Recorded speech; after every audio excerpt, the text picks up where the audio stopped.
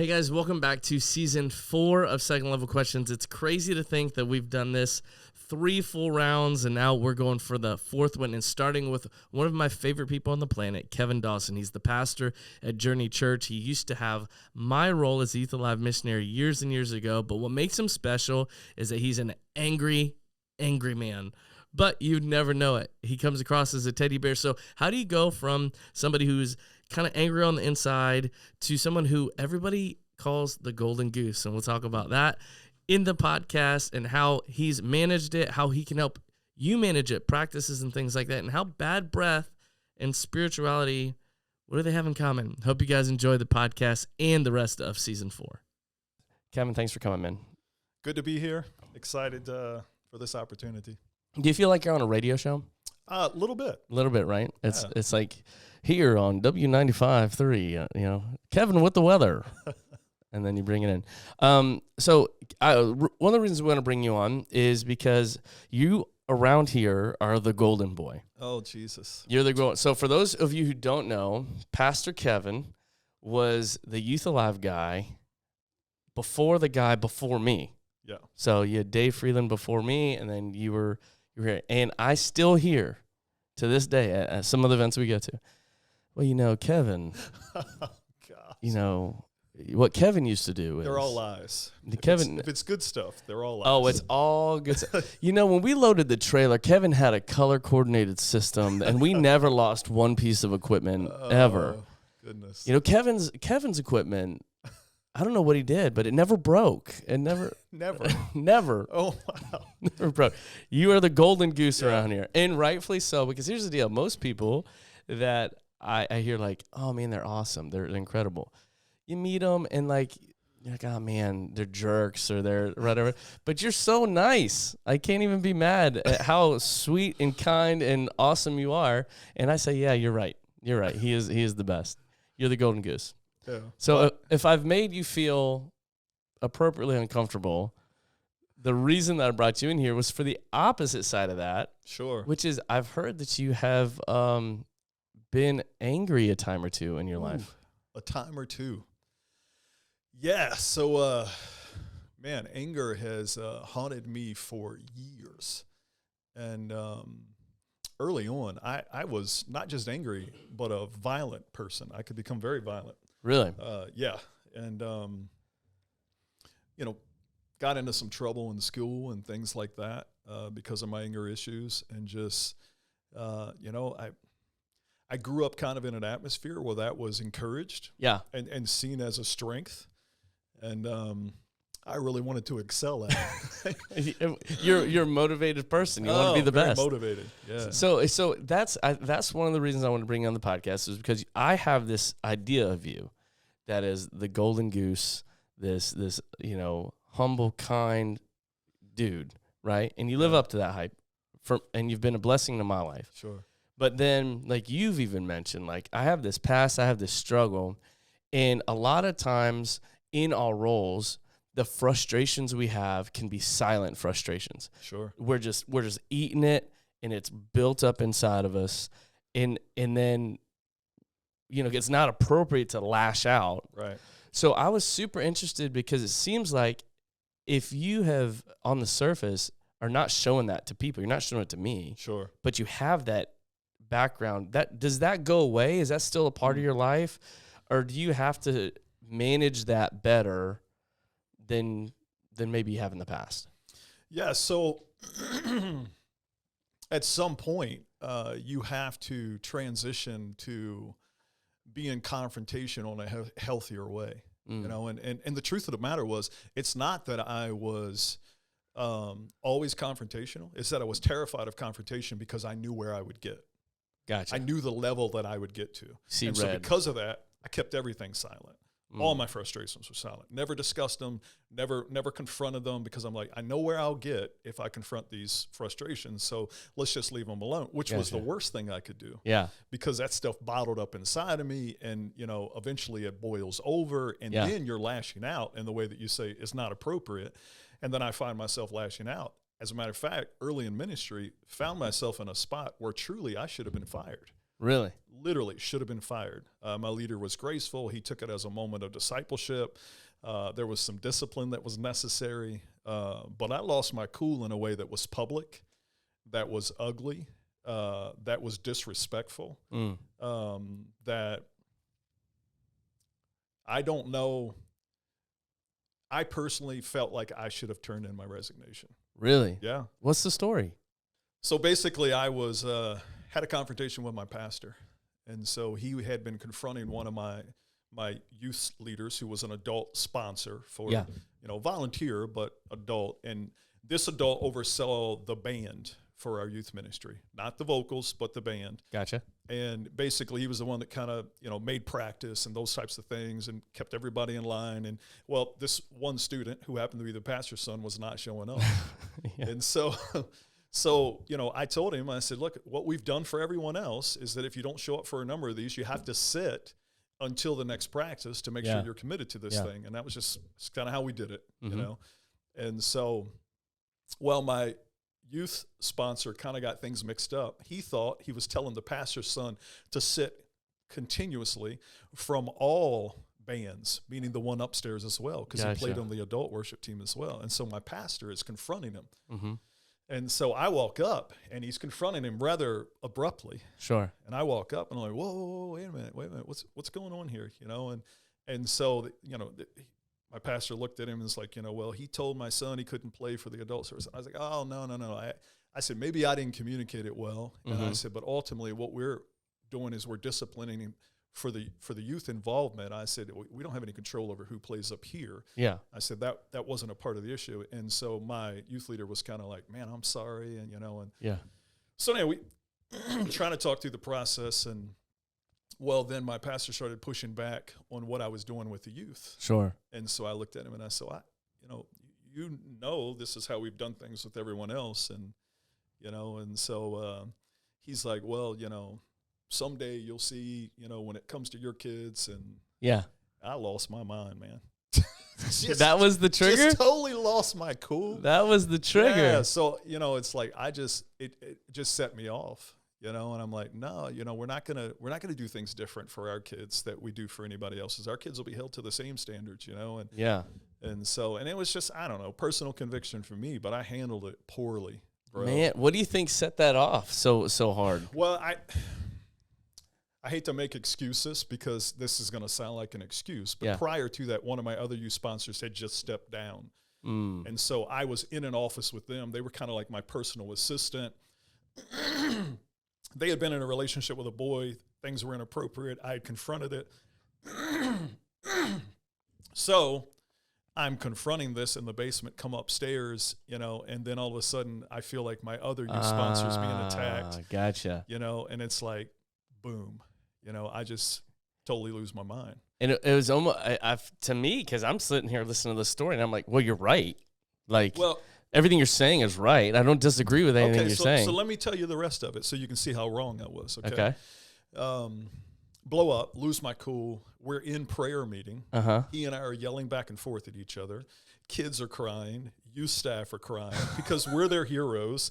Like, we're literally like going all out. Mom and dad are fighting. Oh, it's bad. It's bad. And then I walk off because I'm like, okay, we're not getting anywhere with this. Sure. I'm making a fool of myself. I know this is where I get. So I walk off.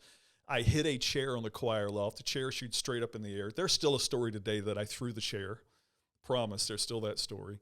I don't remember throwing a chair. I do remember bumping it as I went by. Yeah. And so go down the back stairs. He comes the Hulk, bumping it like a Hulk into the sky. Yeah. Well, I go downstairs. He follows me down the steps. He and I have a few more words. And so it was just ugly, dude. It was ugly. And so that, to me, I'm sitting here thinking, I'm like, okay, like what you said was, it was almost like you had this righteous anger at first, and then the method got wrong. Yeah. And that's almost where it was. Is that like a common thing for you? Let me ask you this, though. Has there ever been a time where you're mad where you felt like it was unrighteous anger? Oh, that's good.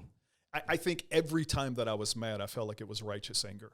Every time I was mad, I felt like I was right, that I have a reason. This is justified. my actions were still poor, no matter what the reason was for it. So how do then, like, because Scripture says be angry but sin not, like can I not act on my anger? Because that kind of goes back to our idea of it being silent. No, I think you can act on your anger.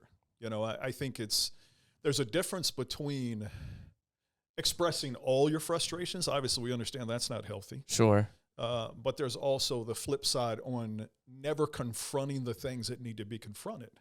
Never having enough courage to be confrontational in a discipleship manner. Mm-hmm. And so I don't think we, can never express our anger. I think there is a righteous way to express your anger. My problem is I'd go from 0 to 100 in about 2 seconds. I could not express my anger righteously. What are the types of things that would frustrate? Because I love that idea of like, well, like I always feel righteous in my anger, but there are certain things will just tick you off quicker than other things, for me especially. Yeah. So like what was, because you're managing the back end, but on the front end, like, did you know like these kind of things just frustrate the mess out of me? No, so I don't think this was, for that particular situation, I'm not saying there was something that built up. Sure. Yeah. But in general, for me, if there are things that I'm like, these are my pet peeves. Yes. These are the things that I know if you bounce on this nerve, it's going to get there. Yelling at me, not letting me get away. Sure. Which I think that was one of the situations there. He was very elevated in his volume, his voice. He was coming at me. Yeah. And if I feel like I can't get away, it becomes a flight or fight. And you don't fly very often? I don't run very fast. So never run fast. So that's one of the things. If you confront me publicly, make a public spectacle of me, I'm not going to take that well. Yeah. If you attack people that are close to me, very defensive, very protective of the people around me. Now again, I say protective, and that's a very justifiable word. Yeah. But it doesn't ever justify getting to that place of where you're like, you've lost your mind. So you just send. Well, that idea of the righteous anger, feeling justified about what you're. There's a guy sitting in the podcast room here with us that he's almost hyper focused on like justice. Like, okay, I need the right answer. I need, even if like, and a lot of times what I end up telling them is, I'm like, it doesn't matter. You were wrong. Yeah, but they don't know the details or they don't. So like something that really ticks him off is when he doesn't feel like everybody has all the information. Right. Right. And so, but I'm kind of like, I love what you said. You're like, well, yeah, it doesn't matter. Like that's going to make you feel better. Yeah. About what happened, but it doesn't change the fact that you were in the wrong. Now, I think what that does to some of us, no matter what our thing is, for me, I hate when people aren't proactive. I hate when people are like, this is happening to me and I just can't. And it's like, get away from me. Yeah. Do it. And I want them to be proactive. But what happens is if you get frustrated, and then you're like, okay, I can't act on that frustration, or I don't feel like justice is being done, then it goes silent. And that is where I have struggled in the past. I know it's hard to navigate. I've struggled in the past. How do you navigate that when you're like, if a pastor's listening right now, you're frustrated with your entire board, or if a student leader's listening right now, you can't make the progress you want to make, but you also can't tell people off. What do you do with the frustration? Gosh, there's so many criteria that come into that point. Is going to benefit me to have this conversation? Is it going to benefit the situation to have this conversation? Is this going to blow things up? Am I going to lose my cool over this? Am I at that point? Yeah. Because if I am, it's not healthy moving forward. Sure. We could say, well, it's not healthy keeping all of it. You're right. But it could be just as unhealthy as letting it out in that moment. So I've got other people I talk to. Yeah. Other people that'll talk me down off the cliff to say, tell me why it would be a good idea for me not to blow my mind right now. Yeah. And so, It's people that don't judge me, that allow me to get it all out, that will listen. And then after I've gotten it all out, will tell me what I already know. Which is, don't do it. Don't do this. Yeah. You know, don't send that. Do not press send on that. You know, do not dial that number. Yeah. You know, chill out, take a couple of days. And here's the deal. What I've learned is that if I just take a couple of days and kind of rethink it. Yeah. Sometimes I'm just grumpy. I mean, sometimes I just need a nap. Yes. You know, and it's like there's a lot of other stuff that's stressing me, like in that situation where I had other things behind the scene that were stressing me. Does not justify how I behaved. But now that I know that about me, like if I'm at a high level of stress, this is not the time to handle some conflict or confrontation. Sure. The other piece of it is the relationship of the person that I'm in frustration with, you know, and so is that relationship strong enough to bear the weight of the truth that I'm about to share? You know, and if I do feel very justified in that moment, like the person in the room, I'm going to be very adamant and very defensive to say, no, you're going to hear all of this. Yeah. You're going to hear all of this, you know, and so. If the relationship can bear the burden. If the relationship is strong. And what he also said is if it will benefit the outcome. Yeah. If it doesn't benefit the outcome, it doesn't matter. Yeah, if this is not a discipleship relationship where we can really dig in and we can be honest and I can tell you some things that are going to really sting and we can walk out of the room and not be frustrated with each other, then I'm okay. Like that person's healthy enough to have the conversation. I used to have a pastor who said, truth is truth and it hurts. So compare it to bad breath. He goes, if you got bad breath and you have a strong relationship with somebody and they tell you, hey, your breath's kicking, you're not offended. You're like, oh, crap. Right? But if you don't have a relationship with somebody and they tell you have bad breath, you're mad at them. 100%. You're still the problem. Yeah. Right? But you're mad at them. And that's, for some reason, that always stuck in my mind is like, think about it like telling somebody they have bad breath. Does the relationship have the strength for you? Is there enough relational equity there? I was getting ready to say the same term. I'm like, the term that comes to mind for me is relational equity. Yeah. Is there enough invested there that when you say this to this person, it's going to sting? You know it's going to sting. And the other thing is it bothering me to say it? Am I uncomfortable with saying it? Because I don't want to hurt them. I don't want it to sting. Sure. So if it's not bothering me, like if I'm ready to say it, I'm probably not ready to say it. Right. That's true. You know, so if it's like, oh, I can't wait to tell them this one, then I probably need to revisit my heart and make sure I'm just not having a bad day. I'm just not grouchy here. You know, I'm not trying to get up on my soapbox. You know, I'm not trying to be right. Yeah. Or, you know, be the picture of justice here. Yeah. You know, and so, because, come on, I can get there. You can justify almost anything. Oh. But it's, you know, I've always heard, like, I grew up with a best friend of mine where he was the kind of guy who was like, I'm just speaking the truth. And, like, he justified everything he did. And it wasn't until I was older where I was like, he was wrong a lot of times. Yeah. You know, it was, number one, it was his truth.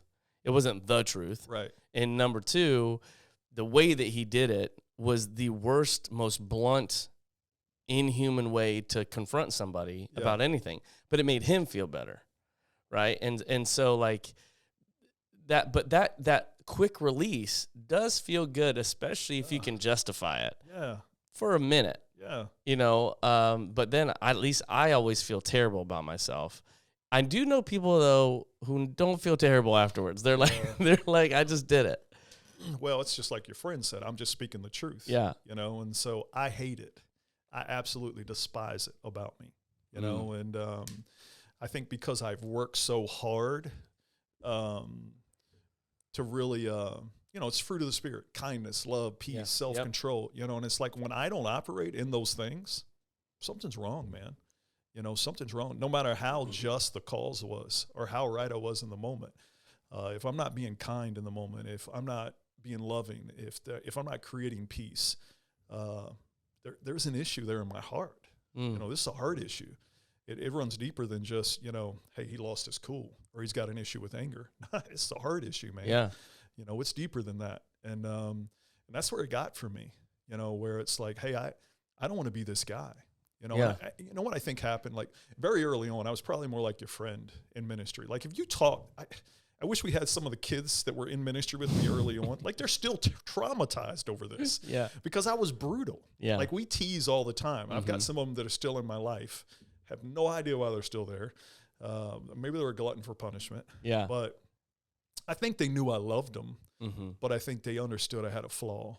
You know, and dude, just traumatized some of these kids because I could be brutal, you know, and chalked it up to, I'm telling you the truth because I love you. Yeah. And I wasn't, dude. I was just rattling their cage because I could. Yeah. You know, and it was because you wanted to see like some kind of outcome. You wanted to see production, and you know, it's like productivity sometimes gets in the way of being in the presence of somebody and loving on them in the moment. You want to see the outcome more than you want to see them kind of got. So what was the shift for you then? Like, was there a moment? Was there several things occurred. So one was I had what I did to everyone else done to me. Mm-hmm.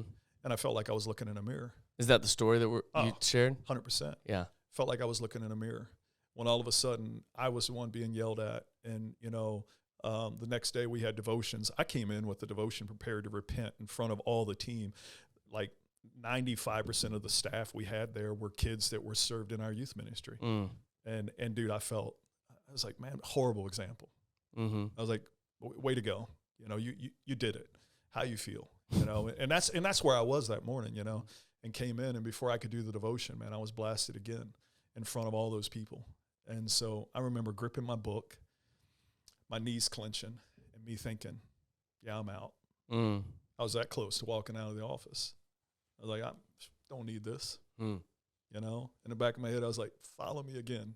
You know? And so, seriously, I'm not fast. Right.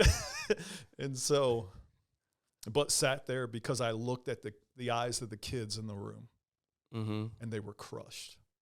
That will bring you back so fast. I did that. You know, did you have kids at this point? Like your own kids? I did, yeah. How old were they about the time? They were young. When I was in Youth Alive, they were like 7 and 4, so they would have been younger than that. Okay. Yeah. So my kids are 5, right? My oldest is 5. Yeah. And I don't even remember why I snapped, but I just remember snapping a year ago, maybe. Yeah.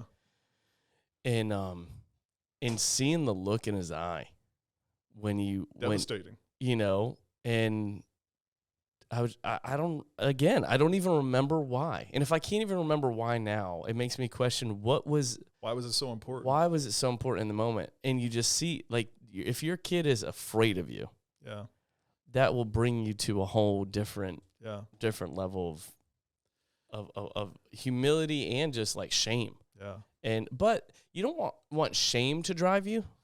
No, it wasn't. I don't think it was shame. I don't think that was the feeling. I think shame helps us recognize. Oh, yeah. Shame's just as damaging as being angry all the time. I mean, shame will push you into being secretive about the fact that you've got anger issues. Yeah, it'll make you be silent and cover it. You won't tell anybody. You'll try to cover it up. That's what shame does. You know, but there's a biblical guilt to this too, conviction. There's a difference between conviction and condemnation. I mean, we know the difference. I love that line, yes. You know, and so, but there is a very biblical conviction that is healthy, that is good, that is loving. You know, it's a gift from God. Yeah. You know, and so sitting there looking in the eyes of the people that you love dearly and seeing them broken because you lost your mind. Yeah. You know, and I had people coming up to me saying, are you leaving? You know, are you leaving? And I'm like, no. I wouldn't do it this way.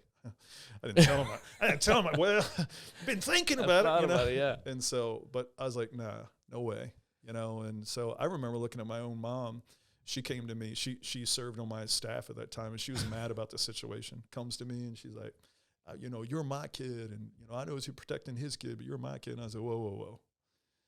If you're not here to correct me on what I did wrong, don't help me. Yeah. Please walk out of my office. Yeah. You know, because this is not going to help me at all. This is not what I need right now, you know. And so I don't know. It was probably one of the truest moments of conviction I'd had sitting in that office, and it was one of those things where I'm like, I blew it, man. I remember I was in middle school, and I was a short fused kid as well, and I remember I'd get angry over little stuff, and I'd punch walls and all that kind of stuff. And I remember one kid, he sat in my seat at lunch, and we were a very packed middle school, so like if you wanted to sit in our friend group, you got there early and like you had to stay there. So I was in the seat. I got up to take my trash away, and he sat in the seat, and I was like, "Hey, dude, move!" Like I just took my trash, and he's like, "Nah," but didn't look at me. And he's a little pipsqueak, and I was little too, but he was little and nerdy, so sure. it was that frustrated me too. And then I was like, "Bro, really?" And then he looked at me real quick, and then just looked back at the conversation he was having. And for some reason, that just set me off. And I grabbed him. I meant to grab him by the shoulders. The story, like you're throwing the chair, I don't remember this, but the story is I grabbed him by the neck. I didn't mean to. Sure. I tried to grab him by the shoulders. He moved backwards. And so then I grabbed, and I threw him out of the chair. Mm-hmm. And then the next thing I know, a school resource officer has got me in zip ties going to the front office. And I was ripping hot. Blah, blah, blah, blah, blah, blah, blah. And then I sat down in the office, and the principal the vice principal and the deputy were laying into me. Wow. How are you going to assault somebody? And luckily, the main principal that was there was more seasoned. Sure. He was, in his 60s and big walrus mustache, and he came in and he goes, "Son, what happened?" Yeah. And I told him the story. And while I'm telling him the story, I get to about the time where I threw him, and I started to cry. Yeah. And I didn't know why I was crying. And I think there was just so much frustration from other things that like sent me over the edge. Sure. And I think there's a lot of us that we think we're managing and we think we're doing good. But that was my like confrontation moment like you had, where I kind of looked in the mirror, and my dad had to come pick me up, and we had to talk about things, and you kind of have to look in the mirror and go like, this isn't who I want to be, and you're convicted, and then you have to figure out how you're going to be somebody different. Yeah. And that part has been crazy, because I don't have the cool story where like God took away sin from my life. No, ever. No. And mine either. Yeah, I'm not sitting here. Please don't think I'm sitting here saying, well, in that moment I was convicted in the office, and God just healed me. And I've never been mad again. I've never been mad ever since, That's not the case with me, And so it has been a process of growth in my life, Yeah. Where I'm motivated by the things that I don't want to be. And I know those things very well. I can't always pinpoint what I want to become, but I know exactly what I don't want to be. That's a good place to start. And so because of that, it's there's been some effort and energy that I've spent there. It hasn't just been this healing part of God. And don't get me wrong, God has done an incredible healing in my life to get me to a place where people like you can say, "Gosh, you seem so kind." That seems so opposite of who you are. And yet if there were people from my high school or from my youth group that were sitting here, they'd be shaking their head like, "Yeah, that's exactly who he was." But they also see the difference in who I am. And that's the story of that's what Jesus does. That's the story of redemption. Thing. Yeah, it is beautiful. And so, but it hasn't all been me, praying on the backside of the desert and, a light showing up either. It hasn't all been that. Like, it's taken some effort on my end to take some ownership of my actions, you know, and say, hey, I know I have these tendencies, so what am I going to do about them? I've been in moments where, like, someone's breath has been terrible, and you're like, I should say something, but I'm afraid of the confrontation, like you said. And so then you get to a place where you go, okay, stop talking to me in your head. And they keep talking. And finally, like, I've bubbled over and be like, bro, your breath stinks. Yeah. Okay. Figure it out. And like that anger is the grease that like greases the wheel to get to the confrontation. But what I'm hearing you say is like that confrontation is a good thing, and we should what I need to do is I need to do it more often. It needs to be planned more and better, you know. And I think I've chalked it up to like someone like Chris Davis is great at confrontation. Sure. It doesn't give him the heebie-jeebies. Sure. Me, it makes my skin crawl. Yeah. And so, but it's not somewhere, when we started this podcast, I didn't think I would get to a place where I go like, oh, you know how I handle my anger? More confrontation. Right. But that's kind of where we've gotten. It's what's worked for me. More So, confrontation, More but better. confrontation has worked for me. And here's the deal too, that I have to remind myself when someone confronts me, looks at me and says, hey bro, come here, your breath. Yeah. You know, take a mint, something like that. I walk away respecting that individual. Like, I ain't mad at them for that. Yeah, good on them. You know, but if someone looks at me and says, dude, your breath, it is kicking. Like, you got to figure this out, and just turns around and walks away, I got no respect for that person. I don't want that person in my life. They're not going to speak anything to me that's going to change anything about me, because I'm already like them. I know how to do that. Yeah, I did that when I was 12, right. You know, and so that just to critique and put it, and you said that irks you too. Like if someone does it in public, if you know they don't give you a chance, those are critiques. Yeah, like it's kind of like the Will Smith thing. Like you said, I don't want to judge somebody off their best moment or their worst moment. Right. That was another good point. You've made a lot of good points today so far. Kudos. 10 out of 10 stars. Gold stars. Gold stars, yeah. So like it was funny. Jonathan and I actually talked. I don't forget why we mentioned Will Smith. Oh, we were listening to Aladdin on the way into the office. Okay. You know, that's a whole different story. Okay. All right. You know, Disney. You know, we get into Disney and. But anyway, he goes. We listened to the movie version with like Will Smith, and Jonathan made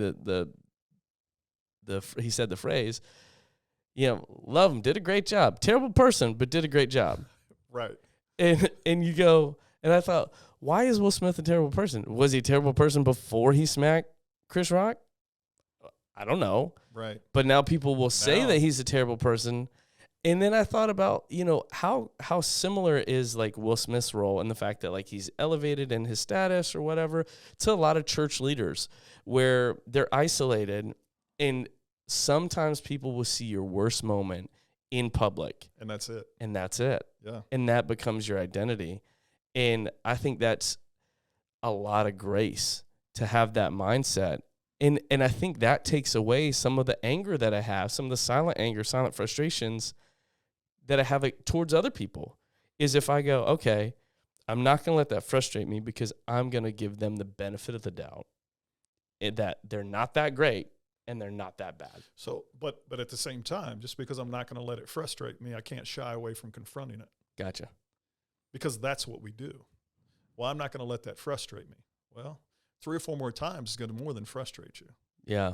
You know, I'm not going to let it frustrate me, but I am going to confront it. I am going to say something about it. That should go on a T-shirt. It should.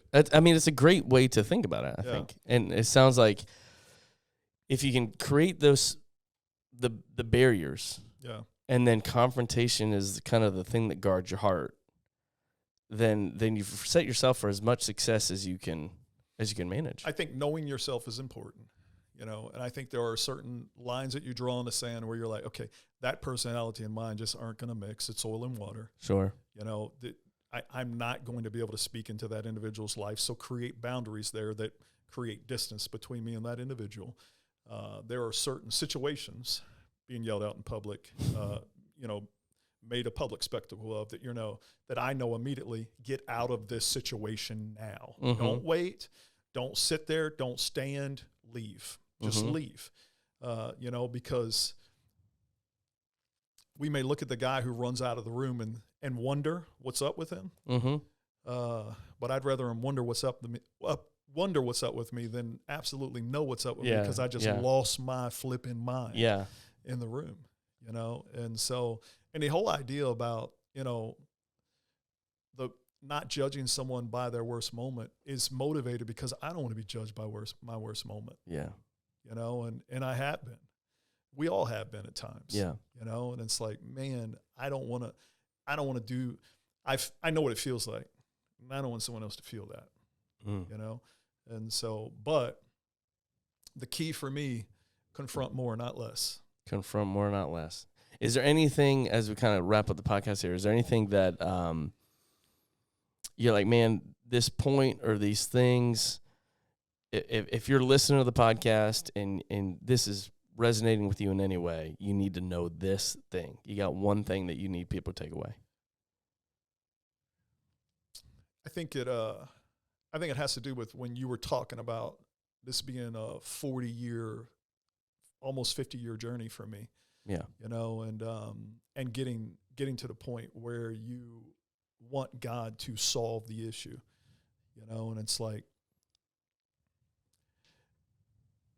I have no idea what I want to say. Does that make sense? I don't know. One thing I want everybody to hear. That we're going to leave in. That was good. That part. Please do. Like, I have no idea what I want to say.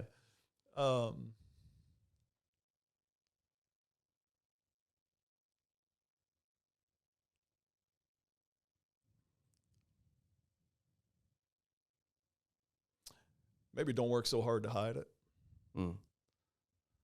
That's more detrimental. You know, and this idea of perfection will drive you to want to put a picture of perfection out there. You know, that's not real. Yeah. You know, and I've made so much more progress since I started talking about it than what I ever did when I hid it and pretended that it wasn't a thing. And so, you know, it's there's a lot more freedom on this side of it, being able to say, this has been a struggle for life. You know, this is what I deal with. This is who I am.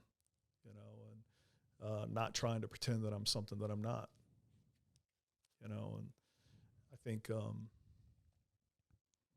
there's a lot more freedom in that, just giving you the real me. Which that in itself is a confrontation of sorts. Oh, it is. Yeah. It is. It's confronting that inner fear. Yeah.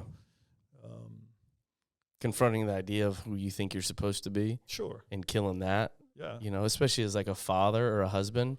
There's times I won't tell my wife something I'm struggling with because I feel like I'm supposed to be the one who's carrying the burden, not being the burden or some form of that with my kids. And like, that's so hard too, is, you know, finding that, you know, we said this off the podcast, let's say it again really quick, is, you know, and I've said this before, you know, my wife and John May are two people that I think the world of.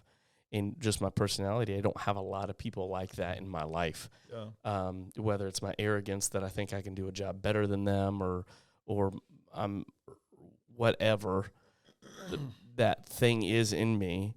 A lot of people that I see, I'll go, oh man, I don't know how much I can learn. Sure. And then the people that I do think I can learn from, I don't want to disappoint. Sure. And so then I'm not honest with the people that I don't think I can learn from because I don't think they can help me. Right. And then I'm not honest with the people that could help me, that I respect, because I don't want to disappoint them. Yeah. And so then finding that, humbling myself, I guess, and being like, you know what, I'm not great.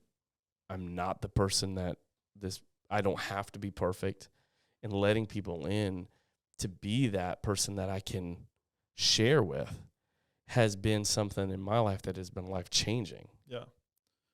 Being comfortable in my weaknesses. Yes. You know, and in my own skin, you know, and just saying, hey, this is all of me. Yeah.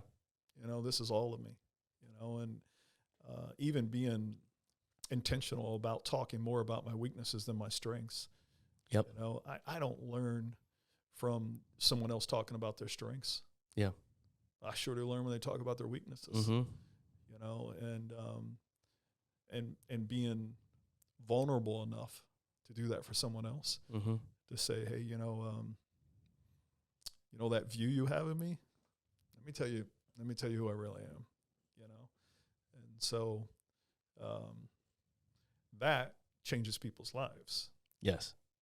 You know, and that impacts people's faith. And so I think that has been a breathtaking step for me. Like, it hasn't been a natural step. Sure. But it's been a necessary step in order to continue to overcome my weaknesses. And it's amazing, though. There's no one who's ever sat across the table in a vulnerable moment and shared their weakness with me that I had less respect for them. Yeah, that's a good point. But if they sat across the table and all they ever talked about was their strengths, eventually I got bored. That's true. Yeah. Because either you have a similar strength, right, or they're talking about their strength. You're like, I'll never have that. right. So you check out either way. Either way, I'm done. But the weaknesses, you can, I've always heard you lead from your strengths, but you connect through your weaknesses. Sure. And that connection is that as far as pastors and people and faith and sharing our faith and all that stuff, connection is the name of the game. Absolutely. You've got to be connected to people, and you're not going to connect by being like, I've got everything figured out. Right. It's going to be like, look, I'm like you, man. And then, because then, like, for you, you're a few steps ahead of the game in me. You've got a grown family. You're calling me old? Yeah. You said 50 years of this thing. So, I look at that, and I look at you, and I go, if he is somebody that I look up to and admire, which is true, but he's got the weaknesses that I've had, then maybe I can be somebody that people look up and admire too. And it almost makes the destination attainable. Yeah. In a way that sharing strengths does not. Yeah. And I think we have to keep that in mind when we're sharing a lot is, hey, strengths may give you credibility, but that credibility goes nowhere if it's unattainable to people. Right. And I think that's where sharing your weaknesses is a huge deal. Yeah. I think that's, sharing your weaknesses is a game changer in people's lives. It gives you an avenue for everything. Yeah. If I can be humble enough to share my weakness and vulnerable enough in the moment, I can confront you later in your weaknesses. Yeah. Because I'm not coming at you like I'm a perfectionist, although I may be. I'm not coming at you that way. And I think that's the difference between me early in ministry and me now. Yeah. That's the difference of who I am is early in ministry, it was always about my strengths. It was always about the accomplishments, the goals. It was all those things where now it's about you. Yeah. That's a big shift. Yeah. And so at some point, as you get older, okay, I'm a little further along than you. There's just a couple steps. Yeah, 2 or 3 decades. And so cycles. And so, but I think that's the transition point of ministry where you really start to feel like you are influencing people. Yeah. And don't get me wrong, the kids that I badgered as a youth pastor, they're still in my life. That's grace. That is 100% grace. I remind them that all the time. I'm like, I have no idea why you're still here. I tell some of them are on my staff. Yeah. I tell them, I'm like, you're either crazy or, something's wrong. Yeah. And yet, there's probably nobody in my life that are more important to me than those people. Because I think the greatest compliment you have as a leader is someone who's daring enough to say, I saw all your stupid stuff and I stayed. I stayed with you. That's huge. That's the greatest compliment you can have is when all of a sudden they're inviting you into ministering to their family, to their kids and saying, I get it. You're not perfect. You're an idiot a lot of times. But you've been here, that's, that's a big deal. And you don't get that if you never share and you're never honest and you never let people in. No. That's good, man. I appreciate you being honest on the podcast. I appreciate you sharing. The last thing that we like to do is that's your camera. Could you look right in there and you can give one nugget and say a prayer for those who listen on podcasts that this could apply to. Yeah.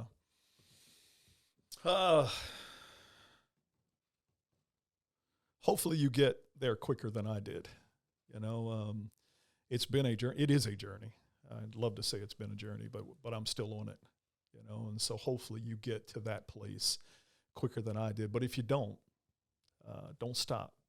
and realize the path to the journey is, or the path to the destination is probably, it's not what you hoped it would be. It's probably going to be a little more vulnerable than you're going to be comfortable with. And that's okay. But that's how you get to that place that you desire, especially if you're struggling with this anger thing. You're going to have to get really real, and it's going to be odd and awkward and uncomfortable. But there is healing. There is.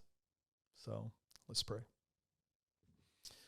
Father, we do thank you for Arin and what he's doing here and forcing us to be uncomfortable in front of a bunch of people that we'd prefer only ever see our good traits.